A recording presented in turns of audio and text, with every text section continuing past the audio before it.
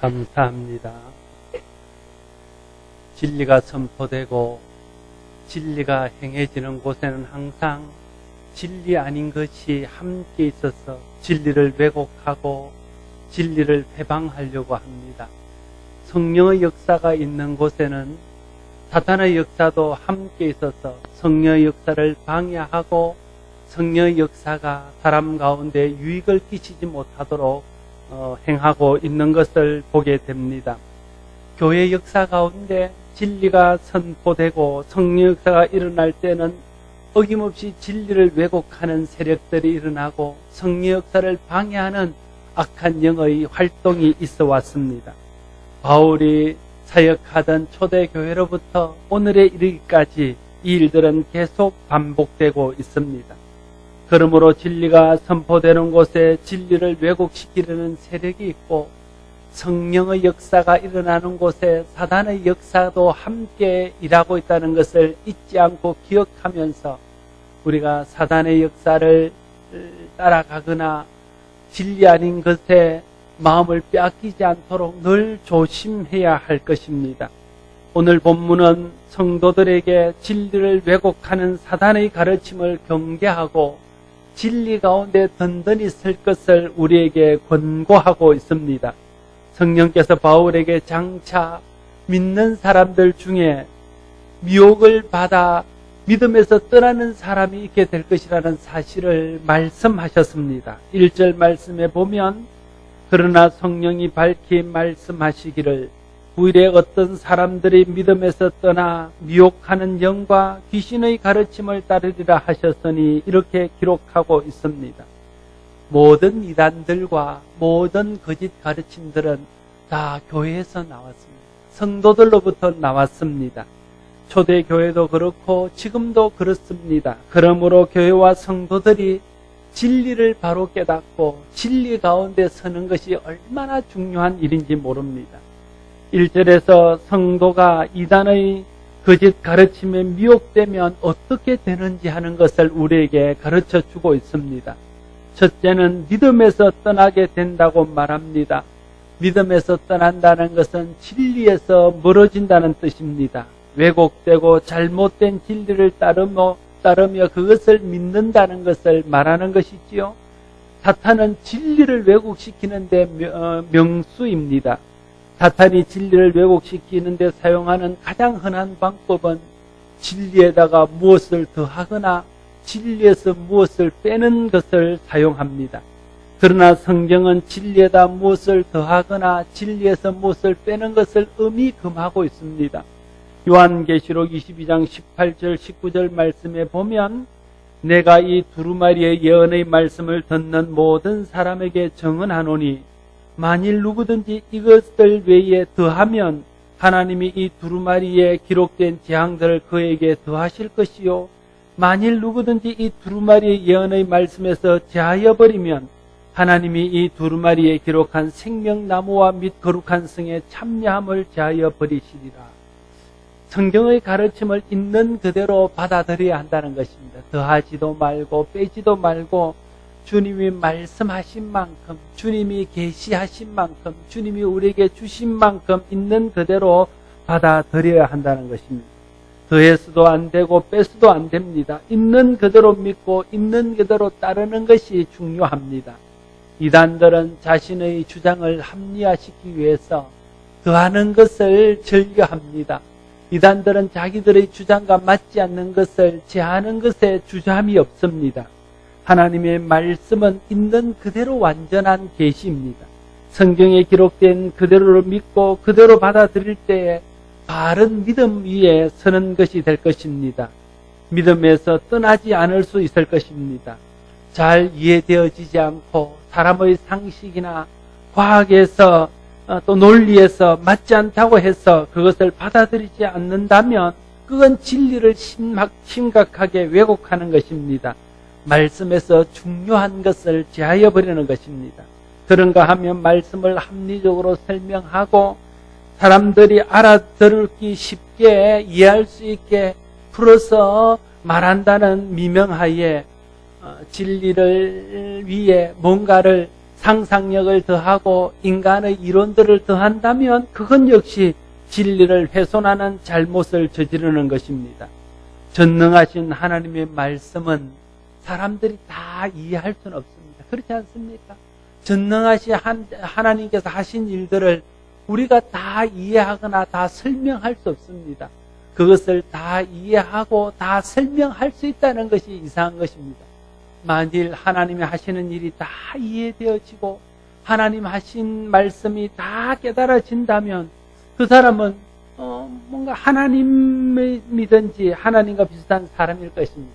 하나님과 우리는 차원이 다릅니다. 마치 어린아이들만 해도 어른들의 일들을 다 이해하거나 그들이 하는 것들을 다 깨달을 수 없습니다. 하물며 미물들이 사람이 하는 것들을 어떻게 다 알겠습니까? 그것을 어떻게 다 자기들의 논리로 설명할 수 있겠습니까? 마찬가지로 유한한 피조물인 사람이 천지를 창조하시고 모든 것을 주장하시는 전능하신 하나님이 하신 말씀과 하나님이 하신 일들을 어떻게 다 이해할 수 있고 어떻게 다 설명할 수 있겠습니까? 그러므로 때로는 하나님의 말씀이 이해되지 않는 것이 있을 것입니다. 하나님이 하신 일들이 도대체 과학적으로 증명될 수 없고 사람의 논리나 상식적으로 받아들일 수 없는 일들이 너무나 많을 것입니다. 그래서 어떤 사람들은 그런 것은 성경에서 빼야 된다고 말합니다. 어떤 사람들은 그런 것은 그냥 넘어가고 믿지 않거나 받아들이지 않으려고 합니다. 그건 성경을 대하는 바른 태도가 아닙니다. 내가 이해할 수 없는 일이 있을지라도 내가 이해할 수 없는 말씀이 있을지라도 그것은 전능하신 하나님이 하신 일이고 전능하신 하나님의 말씀이기 때문에 그것을 있는 그대로 받아들이고 있는 그대로 믿는 것이 진리를 대하는 바른 태도요 또 바른 믿음의 자세일 것입니다. 여러분들이 하나님의 말씀을 하나님의 말씀이기 때문에 때로는 내가 이해할 수 없을지라도 그것을 받아들일 수 있기를 바랍니다. 하나님이 하신 일들이 하나님이 하신 일이기 때문에 때로는 내가 받아들이기 어려울지라도 그것이 하나님이 하신 일로 받아들일 수 있게 되어지기를 바랍니다. 자신에게 불리하다고 해서 내가 이해할 수 없다고 해서 고의적으로 그것을 받아들이지 않거나 헛된 추측과 상상을 더하면 안 됩니다. 성경이 알려주는 데까지만 알고 성경이 계시하는 데까지만 믿고 성경이 우리에게 설명하는 데까지만 그것을 이해해야 할 것입니다. 그럴 때에 우리가 하나님이 주시는 은혜 안에 머물며 진리 안에 머무는 자가 되어질 것입니다. 하나님이 이해하지 못하게 하신 것은 그건 이해하지 않아도 구원받는데 아무런 어려움이 없기 때문에 이해하지 못한 채 비밀로 남겨둘 것입니다. 우리가 이해할 수 있는 만큼 깨달을 수 있는 만큼 알 수 있는 만큼만 알아도 구원받는데 아무런 지장이 없습니다. 믿음으로 하나님께 영광 돌리며 사는 일에 아무 문제가 없습니다.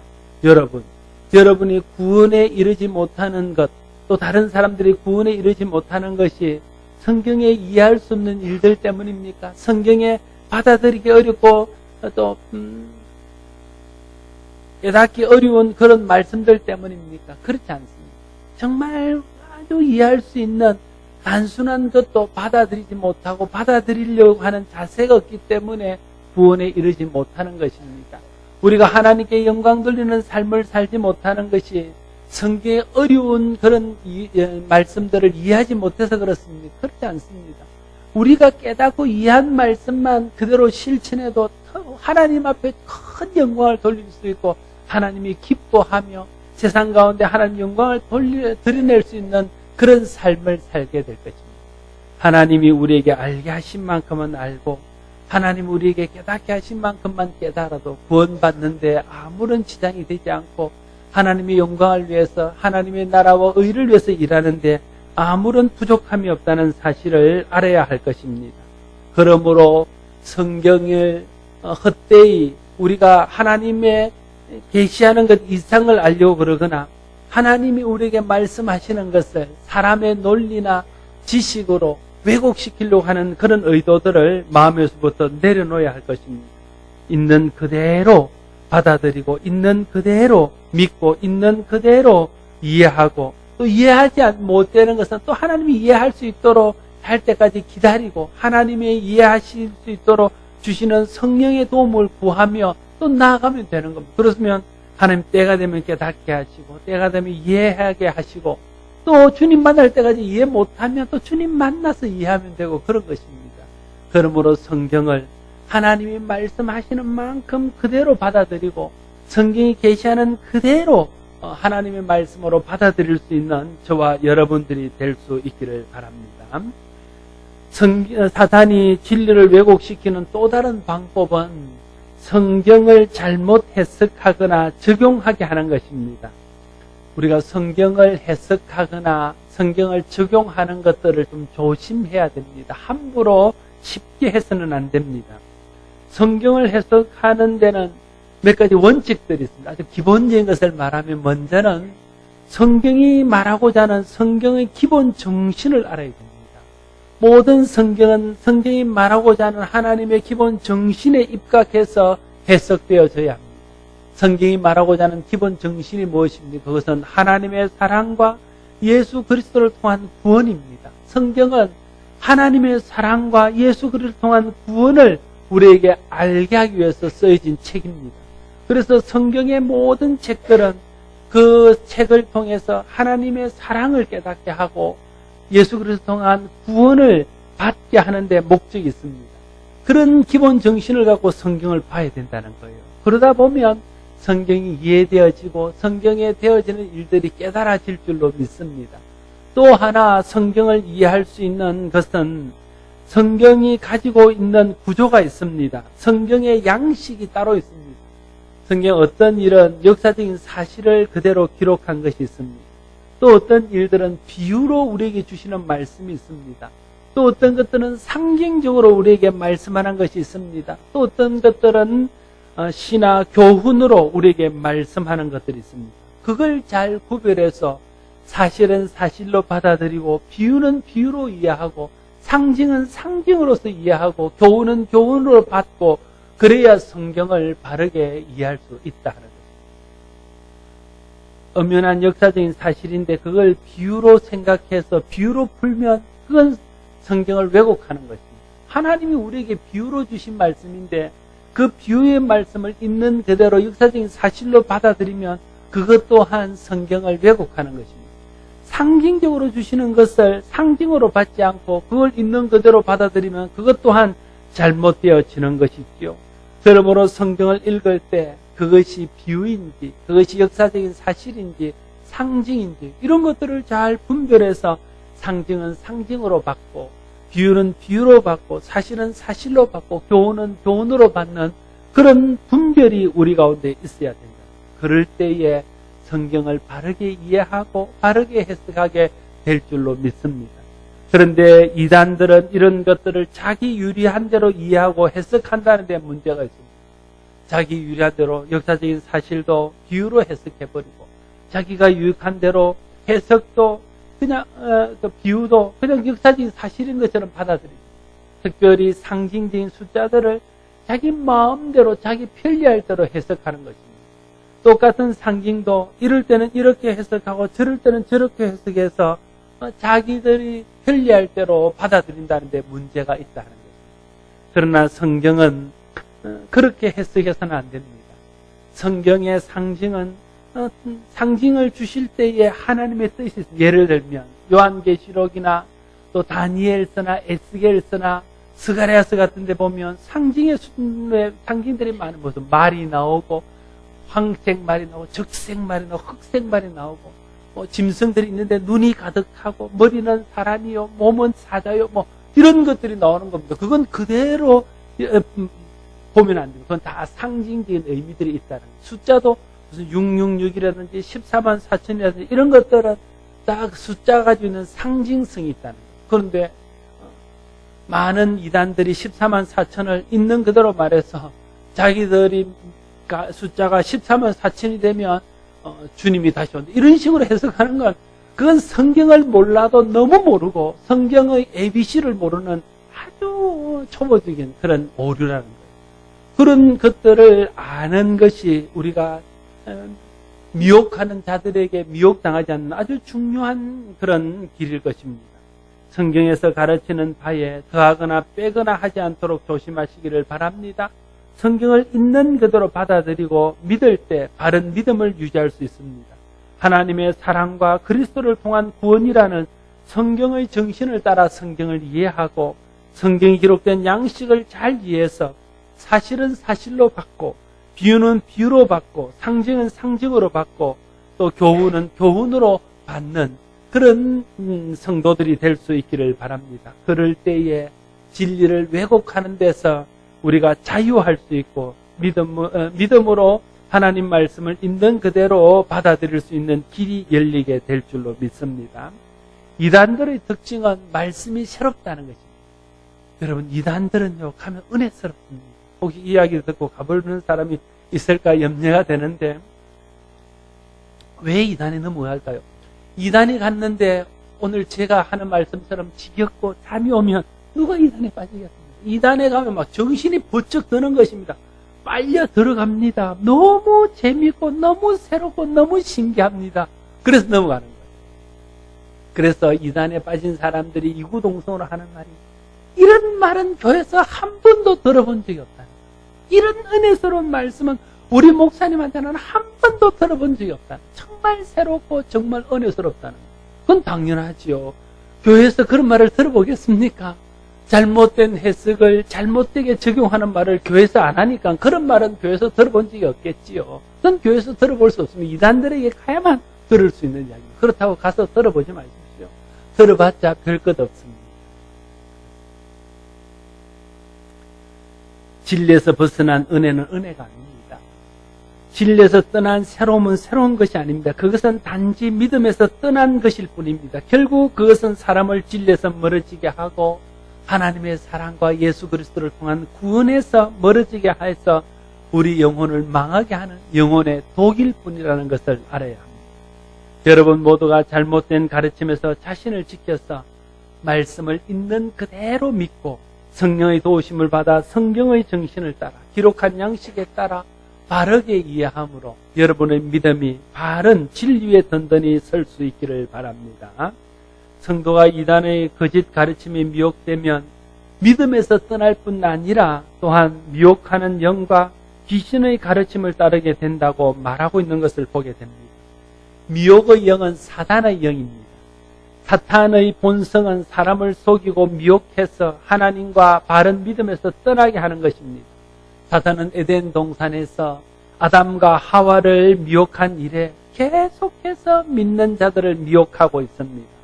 귀신의 가르침이라는 것은 미혹의 영인 사탄의 미혹에 빠진 사람들의 가르침을 말합니다. 귀신은 사탄이 부리는 수하에 있는 악한 영들입니다. 그러므로 귀신의 가르침은 사탄의 수하들의 가르침이다. 이렇게 해석할 수 있고 그것은 또한 사탄의 미혹을 받은 사람들의 가르침이라 말할 수 있는 것입니다. 사람들의 마음이 믿음에서 떠나면 미혹하는 영과 미혹하는 영에 사로잡힌 사람들의 가르침에 넘어가게 되고 그들의 가르침을 따르게 되어질 수밖에 없습니다. 여러분, 확신이 있습니다. 확신에는 두 가지 종류가 있습니다. 참된 확신, 진리에 근거한 참된 확신이 있고 또한 진리에 근거하지 않는 거짓 확신이 있습니다. 참된 확신은 자기를 이롭게 하고 많은 사람들을 유익하게 합니다. 그러나 거짓 확신은 자기를 망하게 하고 다른 사람들을 힘들게 한다는 것을 알아야 됩니다. 성경을 떠나서 믿음을 떠나서도 그런 일이 있지 않습니까? 어떤 사람이 부부싸움을 합니다. 부부싸움을 하면요 둘 다 확신이 있어요.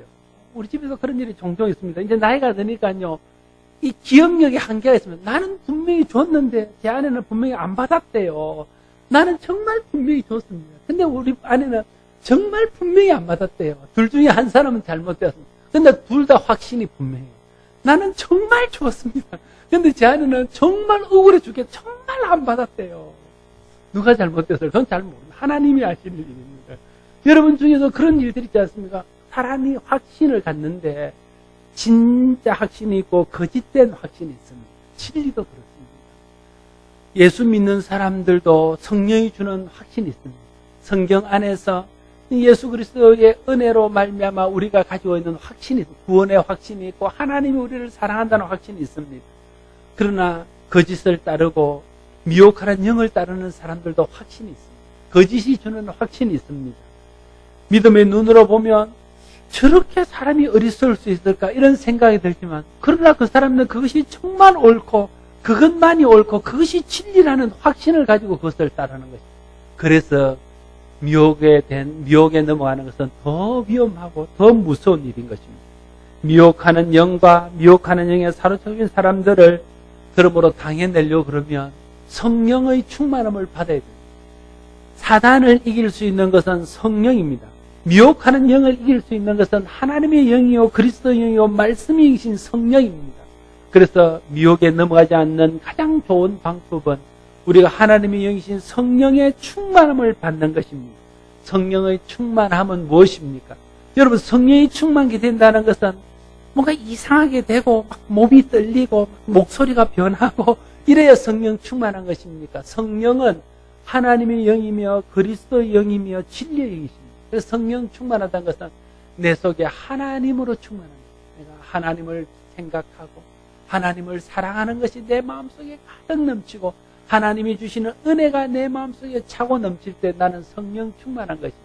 성령은 그리스도의 영이십니다. 그리스도의 십자가 부활을 통해 주신 하나님의 그 구원의 은혜가 내 속에 넘치고 구원의 감격이 내 마음속에 넘치게 될 때 나는 성령 충만한 것입니다. 성령은 하나님의 말씀의 영입니다. 진리의 영이십니다. 하나님의 말씀이 내 속에 있어서 내가 말씀에 의해서 좌우되고 말씀이 나를 붙들어서 내가 말씀에 온전히 순종하면 나는 성령 충만하게 된 것입니다. 하나님께 사로잡힌 자가 성령 충만한 사람입니다. 그리스도께 사로잡힌 자가 성령 충만한 자입니다. 말씀에 사로잡힌 자가 성령 충만한 자입니다. 그래서 하나님께 사로잡히고 그리스도께 사로잡히고 말씀에 사로잡혀 있으면요, 악한 영의 미혹에 넘어가지 않을 수 있습니다. 그러므로 우리 모두가 성령 충만을 위해서 기도하고 성령 충만을 위해서 힘써야 됩니다. 그럴 때에 미혹하는 영인 사탄의 미혹에 넘어가지 않을 수 있을 것입니다. 우리 모두가 늘 성령 충만하여 미혹의 영의 미혹에 넘어가지 않을 수 있게 되기를 바랍니다. 성령의 인도를 따라 말씀을 바로 깨달아 알므로 미혹하는 영에 사로잡히지 않는 사람이, 그 사람이 믿음의 사람이요, 믿음에서 떠나지 않는 사람이요, 진리 가운데 있는 사람입니다. 미혹의 영에 넘어가는 것은 한순간이지만 그로 인해서 받는 결과는 너무나 엄청납니다. 이 일에 누구도 안전한 사람은 없습니다. 여러분, 목사도 그 일에 안전하지 않습니다. 장로님이라고 장담할 수 없습니다. 권사님이라고 또 내가 믿음이 좋다고 내가 오래 예수를 믿었다고 그에 대해서 장담할 수 있는 사람은 아무도 없습니다. 여러분, 생각해 보십시오. 예수님으로부터 직접 선택을 받아서 3년 동안 예수님과 동거동락하며 예수님이 직접 가르치는 진리를 받고 예수님이 보여주는 온갖 기적들을 다 경험하고 예수님의 사랑을 온 몸으로 다 받았던 가룟 유다도 미혹하는 영이 들어와서 그가 예수님을 팔고자 하는 마음을 들게 했다는 거예요. 그래서 그는 파멸의 길로 가고 말았던 것을 우리가 기억해야 할 것입니다. 그래서 사도 바울은 두렵고 떨림으로 너희 구원을 이루라고 빌립보서 2장에서 권고하고 있는 것을 보게 됩니다. 항상 기도로 깨어있어요. 늘 기도로 깨어있어서 하나님과 깊은 교제 속에 있어요. 그래야 미혹의 영이 우리에게 들어올 틈을 주지 않을 수 있습니다. 우리가 말씀 읽는 일과 듣는 일과 묵상하는 일을 통해서 늘 말씀 가운데 거해야 되고, 그래야 미혹하는 영이 우리에게 거짓을 가르쳐도 이게 잘못되었다는 것을 알 수 있는, 내 속에 말씀이 없으면요, 그것이 잘못된 것인지 바른 것인지를 잘 분별하지 못한다는 거예요. 내 마음속에 말씀이 있어서 말씀의 정신을 따라서 하나님의 사랑과 예수 그리스도의 구원의 은혜가 내 속에 있으면 누군가가 내게 거짓된 것을 가르치면 그것이 무엇이 잘못됐다는 것은 딱 찍어서 말할 수 없지만 그러나 이것이 아니라는 것은 알 수 있게 됩니다. 그래서 우리 속에 항상 말씀이 있고 말씀을 묵상하고 말씀을 공부하고 말씀을 듣고 말씀을 읽는 일에 열심을 내야 됩니다. 그래야 미혹의 영에 넘어가지 않을 수 있기 때문에 그렇습니다. 특별히 성령의 인도하심과 성령의 깨닫게 하심을 따라서 살아야 됩니다. 미혹하는 영이 들어올 때 성령께서 그것을 물리쳐 주실 것입니다. 미혹의 영에 넘어가는 일이 없도록 늘 우리가 깨어 기도하며 말씀에 집중하며 성령의 인도를 받는 삶을 살아갈 수 있게 되기를 바랍니다. 사람이 미혹하는 영에 따라가면 어떻게 될까요? 2절 말씀을 같이 한번 읽습니다. 2절을 읽겠습니다.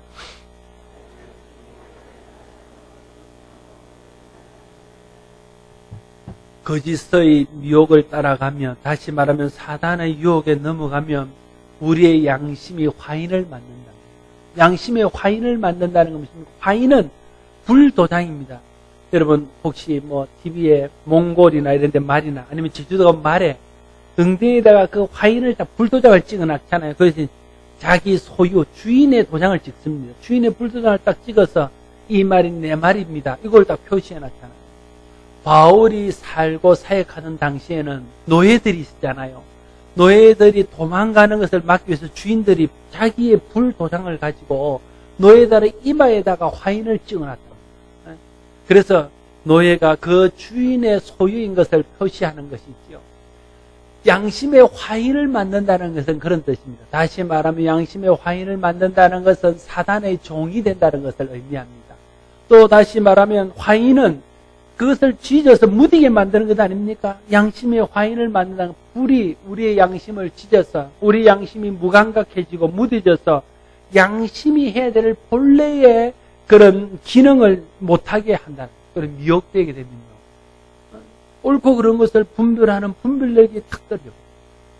우리가 진리 안에 있어야 되는 이유는 진리 안에 있어야 분별할 수 있습니다. 이게 옳은 것인지 이게 나쁜 것인지, 내가 하고 있는 것이 잘하고 있는 것인지 잘못되고 있는 것인지, 이게 하나님이 기뻐하는 일인지 기뻐하지 않는 일인지 하는 것을 분별할 수 있습니다. 우리가 진리 안에 있어야 되는 가장 중요한 이유 중에 하나는 그것입니다. 진리 안에 있어야 구원도 받지만 진리 안에 있어야 분별이 됩니다. 아, 내가 잘못하고 있구나. 그럼 내가 돌이켜 회개해야 되죠. 아, 내가 이렇게 해서는 안 되구나. 그러면 빨리 거기에서 돌아서야 되는 거죠. 진리 안에 있는 사람은 그걸 잘 할 수 있습니다. 그러나 진리에서 멀어지고 마음의 미혹을 받으면요, 내가 잘하고 있는지 잘못하고 있는지 모르는, 내가 죄 짓고 있는지 아닌지를 모르는 거예요. 사방을 분별할, 옳고 그런 것을 분별할 수 있는 분별력을 상실해버려요. 그럼 막대에 가는 것입니다. 그러면 점점 하나님에게서 멀어지고 점점 은혜에서 멀어지면, 여러분 하나님에게서 멀어지고 은혜에서 멀어지면 제일 먼저 자기가 피폐하게 된다는 것을 알아요. 자기 영혼이 점점 피폐해 가는 거예요. 자기를 망하게 만들어요. 그러므로 우리가 진리 가운데 있어요. 진리 가운데 있어야 옳고 그런 것을 분별해서 잘못된 길을 가다가 돌이키고 하나님의 영광을 가리는 일을 하다가 다시 돌이키고, 그래서 진리 안에서 하나님을 기쁘시고 하나님이 원하시는 일을 가고 천국 가는 길을 향해서 나가고 예수님을 따르고 주님을 따르는 길을 갈 수 있다.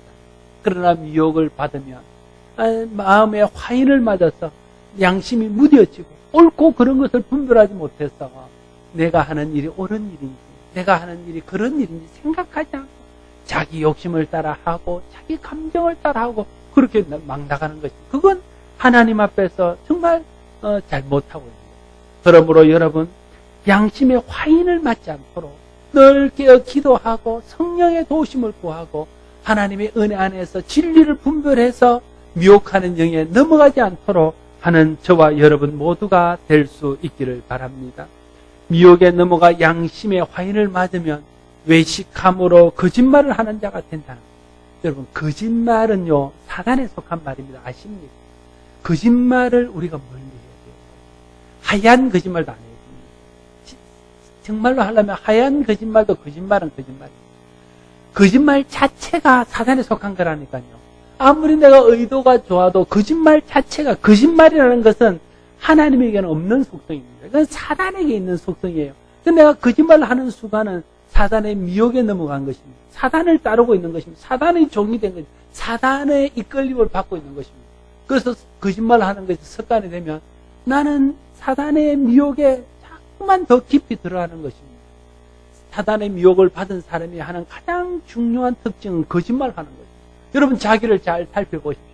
내가 입만 열으면 거짓말하고 습관적으로 거짓말하는 사람은 내가 미혹을 받고 있구나, 사단의 미혹을 받고 있구나, 그걸 알아야 됩니다.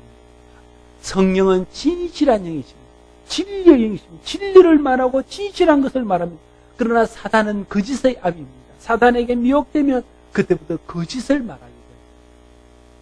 불리하면 거짓말하고 아무렇지 않게 그냥 거짓을 말하는 것입니다. 여러분, 그런 것들은 우리에게서 떠나도록 해야 됩니다. 내가 거짓을 말한다는 것 자체가 이미 나는 사단의 미혹을 받고 있다는 증거인 것을 우리가 알아야 됩니다. 미혹된 사람들의 말은 진리를 가장하지만 결국 그것이 진리와 상관없는 거짓말입니다. 미혹된 자들은 자신의 의지와 상관없이 사단의 종으로 사단이 주는 것을 말하기 때문에 그것은 다 거짓입니다. 사단은 거짓의 압이 있기 때문에 그렇습니다. 아무리 그럴듯하고 아무리 대단해 보여도 미혹하는 자의 미혹을 받고 말하고 가르치는 것은 다 거짓입니다. 따라서도 안 되고 관심을 두어서도 안 됩니다. 거짓의 것은 허망함으로 끝나고 말기 때문에 그렇습니다. 사단의 미혹을 받아 믿음에서 떠나면 미혹하는 영과 귀신의 가르침을 따르게 됩니다. 그러면 마음에 화인을 받아서 외식하며 거짓말하는 자가 됩니다. 늘 기도로 깨어 미혹을 받지 않도록 하십시오. 하나님 말씀 듣는 일에 귀를 기울이고 하나님 말씀을 읽는 일에 열심을 다하고 말씀을 깊이 묵상함으로 말씀 가운데 진리 가운데 든든히 설 수 있는 여러분들이 되도록 하십시오. 성령 충만을 구하고 성령 충만을 받아서 성령의 인도와 성령의 다스림을 받는 여러분들이 되도록 하십시오. 그럴 때에 진리 가운데 든든히 서서 미혹하는 영의 미혹을 받지 아니하고 항상 은혜를 누리며 또 은혜를 나누는 성도들이 될 줄로 믿습니다. 저와 여러분들이 다 그런 성도들이 될 수 있기를 바랍니다. 3절 이하의 내용은 바울 당시에 에베소 교회를 미혹하던 이단들의 거짓 가르침의 내용이 무엇인지를 보여주고 있습니다. 3절에서 5절까지를 다시 한번 같이 읽겠습니다. 본인을 금하고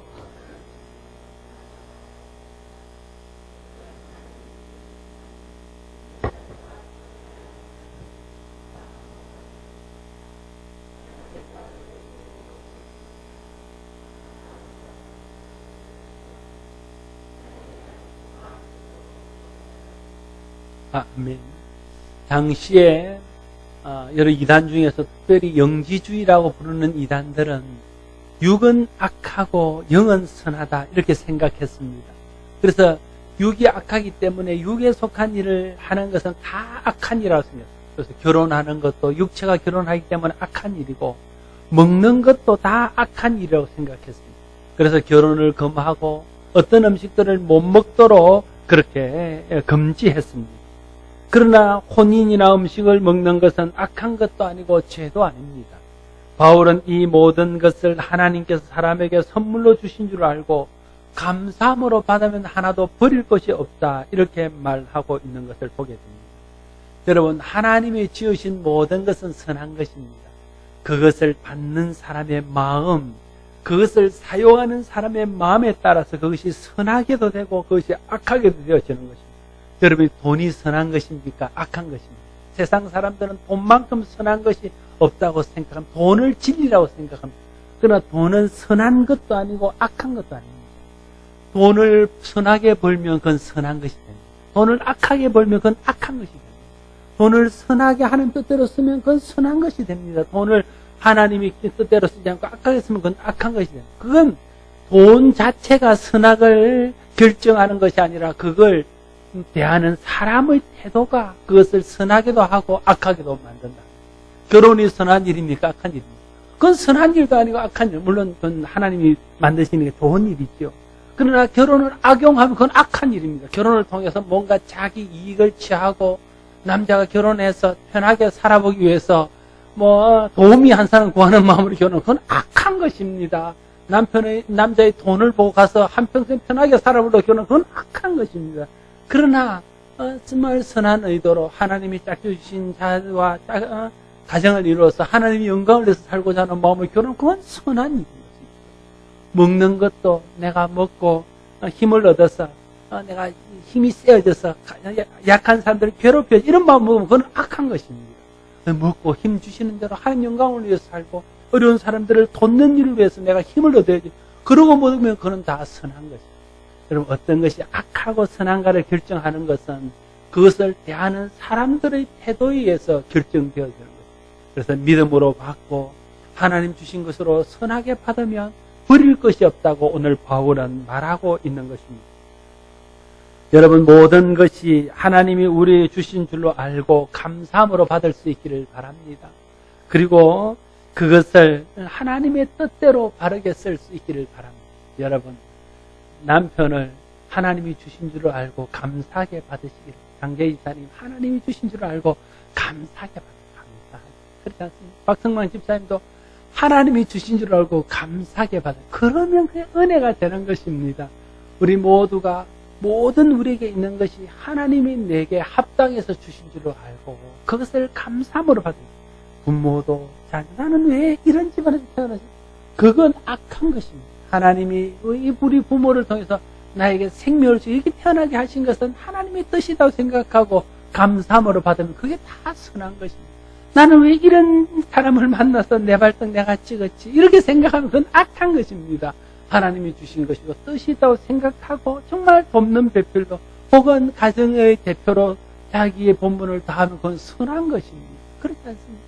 모든 것들이 다 그렇다는 거예요. 그래서 영도, 육체도, 물질도, 시간도, 삶도 성령에 사로잡혀서 성령의 뜻대로 그것이 사용되어지면 그건 다 하나님의 영광의 도구가 될 수 있습니다. 그러나 그것이 악한 영에 사로잡혀서 사단이 원하는 대로 사용되면 그것은 자신을 망치고 다른 사람과 교회를 망치는 그런 도구가 될 수 있다는 것입니다. 특별히 오늘 본문은 하나님의 말씀과 기도로 거룩하여 짐이라 말씀하고 있는 것을 보게 됩니다.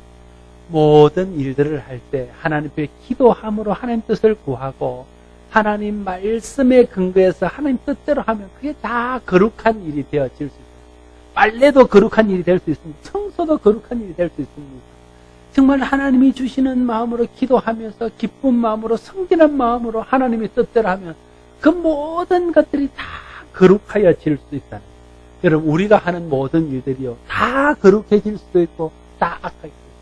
여러분, 예배는 거룩한 것입니다. 오늘 이 예배를 드립니다. 정말 기도하면서 예배를 준비하고 하나님 말씀이 입각해서 진리를 따라 예배하면 이 예배는 정말 더할 나위 없이 거룩한 예배가 될 수 있습니다. 그러나 오늘 이 예배를 우리가 기도와 말씀 가운데 하지 않고 인간적인 생각으로 형식적으로 어떤 자기의 인간적인 목적을 위해서 한다면 그건 거룩한 것이 아니라는 것입니다. 어떤 것이 거룩한지 거룩하지 않은지를 구별하는 것은 우리가 기도와 말씀을 통해서 하나님의 뜻대로 할 때 그것이 거룩하게도 되고 그렇지 못하면 그것이 아무리 겉으로는 거룩해 보여도 거룩하지 않은 것이 될 수도 있다 하는 것입니다. 그래서 고린도전서 10장 31절은 너희가 먹든지 마시든지 무엇을 하든지 다 하나님의 영광을 위해 하라고 가르치고 있습니다. 먹는 것도 마시는 것도 모든 일들도 하나님의 영광을 위해서 하면 그건 다 거룩한 것이고 그것은 다 선한 것이 될 수 있습니다. 그러나 먹든지 마시든지 무엇을 하든지 아무리 거룩해 보이는 것을 하더라도 그것이 하나님의 영광과 상관없고 내 욕심과 세상의 가치를 따라하면 그건 거룩하지 못하게 되고 그건 하나님의 영광을 드러내지 못하는 것이 되어진다. 모든 것이 하나님 주신 선물인 줄 알고 감사함으로 그것을 받고 기도와 말씀을 통해서 거룩하게 해서 모든 일들을 행함으로 여러분에게 있는 모든 것들을 통해서 하나님께 영광 돌릴 수 있는 여러분들이 될 수 있기를 바랍니다. 사랑하는 성도 여러분, 성령이 밝히 말씀하시기를 후일에 어떤 사람들이 믿음에서 떠나 미혹하는 영과 귀신의 가르침을 따르리라 말씀하셨습니다. 항상 기도로 깨어있고 말씀에 든든히 서며 성령의 감동과 인도를 따름으로 미혹하는 영과 미혹하는 영에 사로잡힌 사람들의 가르침을 따르지 않게 되기를 바랍니다. 미혹하는 영과 미혹하는 영에 사로잡힌 사람들의 가르침을 따르면 그는 믿음에서 멀어지고 믿음에서 멀어지면 구원에서도 멀어지게 됩니다. 미혹의 영을 따르면 또한 양심의 화인을 맞아서 거짓말하는 자들이 된다고 말씀하고 있습니다. 진실한 믿음에서 멀어져 거짓을 따르는 자가 된다는 말입니다. 미혹함에 넘어져서 양심의 화인을 맞고 거짓을 말하게 되면 어떻게 될까요? 거짓의 아비는 사단입니다. 그래서 거짓을 말하는 사람도 결국은 사단과 같은 그런 처지, 사단과 같은 결말을 갖게 된다는 사실을 알고, 지옥은 사단을 위해서 예비된 곳입니다.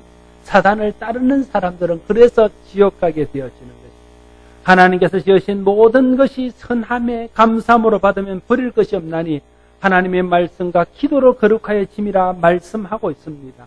미혹하는 자와 그들을 따르는 사람들의 잘못된 가르침을 물리치고 우리에게 주신 모든 것이 하나님의 영광을 위해서 하나님 내게 주신 것인 줄로 믿고 감사함으로 받고 기도하고 말씀으로 묵상하면서 모든 일들을 바르게 하게 될 때 그것이 하나님의 영광의 도구가 될 것입니다. 기도와 말씀과 성령의 도우심으로 사탄의 미혹을 물리치고 진리에 든든히 서서 진리를 따름으로 자신의 영혼이 살고 가정이 살고 교회가 살고 저와 여러분을 통해서 민족을 살리고 열방을 살리는 그런 축복이 임하게 되기를 바랍니다. 기도하겠습니다.